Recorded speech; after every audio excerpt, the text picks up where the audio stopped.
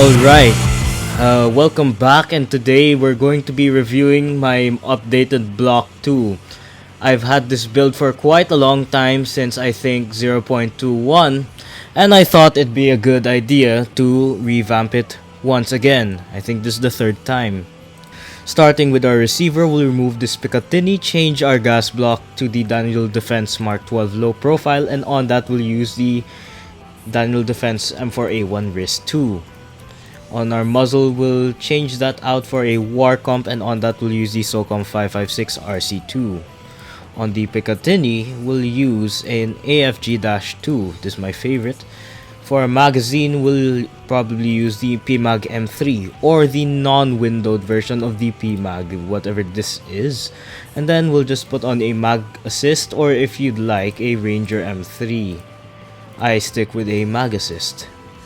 For our trigger guard, we'll use the Magpul Enhanced AR-15 Mag 1186 Polymer Trigger Guard. And for our grip, we'll use the Magpul MOE AR-15 Pistol Grip. For our fire selector, we'll use the Radiant Weapons along with the Bolt Catch.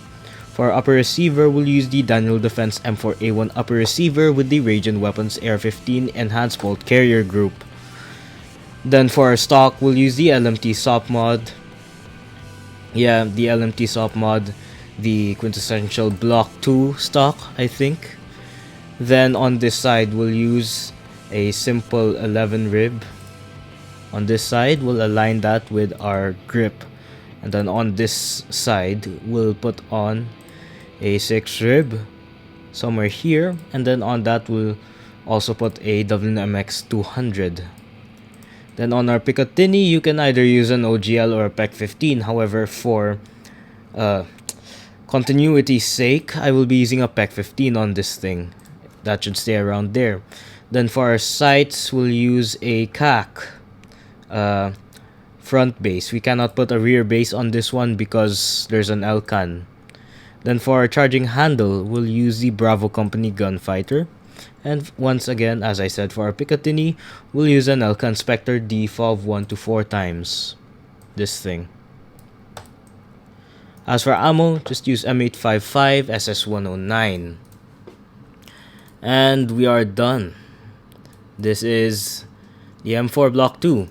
I choose not to change the trigger because I find with this trigger, response time feels so much better than the RIS Armaments Blitz on this thing.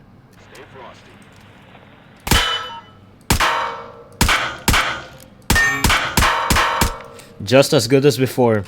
Recoil Impulse is the only M4 setup that hasn't changed in that regard.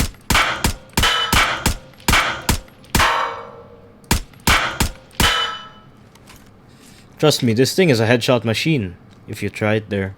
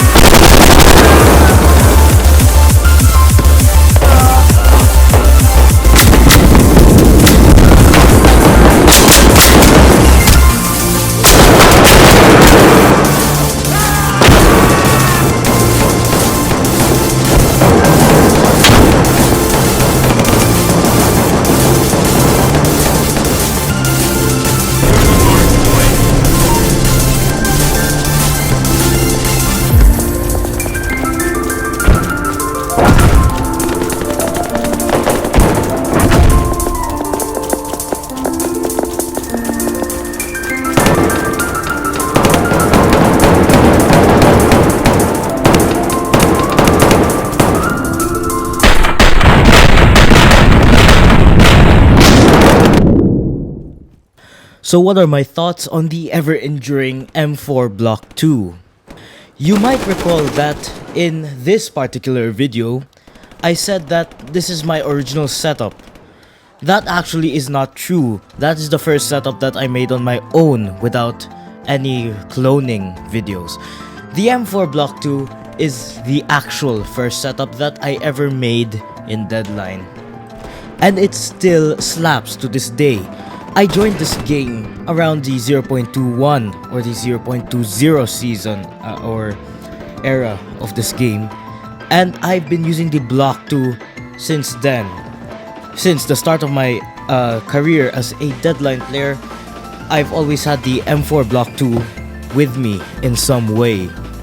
And even through all the changes, even when the M4 was nerfed into the ground for 0.23, and even when all guns were nerfed into the ground after 0.22 by increase of recoil and the addition of the stamina meter in its current state, this thing still slaps. It may not have the highest ergo, it only has I think 59 ergo, but for 59 ergo it feels like you have 70. In general, when you put on the RIS II or the URGI handguards on a M4, so like the M4 Block II or the hypothetical Block III, they usually have the snappiest reaction times and the snappiest shooting times for some reason. This is probably because the Block II is a very reliable system, and so is the Block III, but more so on the Block II, because regardless of what setup I put the Block II through, like I've put an LPVO, I've changed the barrel into a Mark 18, I've removed the suppressor, it always works. The best combo in this case is the one I use in this video, the 14.5 with the suppressor and an ELCAN. Really, as long as you have the RIS II with a 14.5 inch barrel and some kind of magnified scope like the ELCAN, the ACOG, or the LPVO, you're set. The Block II will carry you to victory. It will always be reliable. And I think that this is the best gun for beginners for three main reasons. 1. This thing is extremely cheap compared to other quote-unquote meta builds. In total, if I were to remove most of the unnecessary things, the things I add on just because I like how they look, this thing only comes up to $18,900. It's not the cheapest good setup, but compared to something like the Tarkov guns that everyone makes nowadays, that's pretty cheap. For bang for your buck sense, you're getting a lot of bang for that little buck. The usually M4 meta setup, I think, will cost you about $28,000 to $32,000. However, when you're a noob, you don't have that kind of money. So being able to make a gun for about 20k or even less, 15k if you remove even more stuff and you're that broke, is always something good to have. 2. This is the only M4 setup that I know of that is reliable even through ping. This thing is not affected by ping for whatever reason. It is also not affected by the other facets of combat that much. Sway does not really appear that much on that gun, even on the 4x setting with the ELCAN Spectre. And you're not going to really find much of recoil increase after being suppressed. For some reason, this thing is still going to hit hard and hit very well, even at close ranges.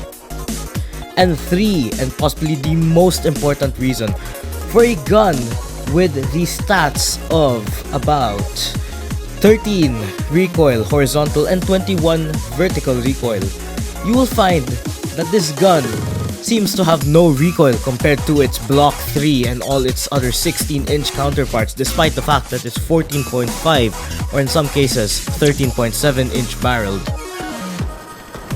Once again, this is due to the genius of the RIS II. Once the RIS II is just too reliable, and you will always return to the RIS II at some point, regardless if you're making a Mark 18 or the full-length M4 Block II like what I've done here.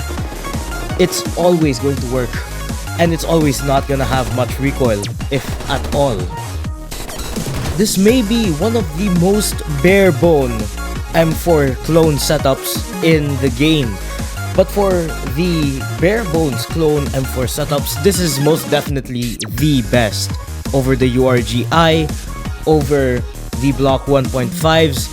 A GWOT Block II is always going to do better than your custom-made Block 3s or AR-15 aftermarkets. That is why I am a staunch supporter of the Block II, and regardless of what the devs do to it, I'm still going to use it, and it's still always going to have the best feel out of any setup that I've ever made on this channel and in my time as a Deadline player in any game ever. So, thank you for watching. I hope you enjoyed, and I hope you have a good one.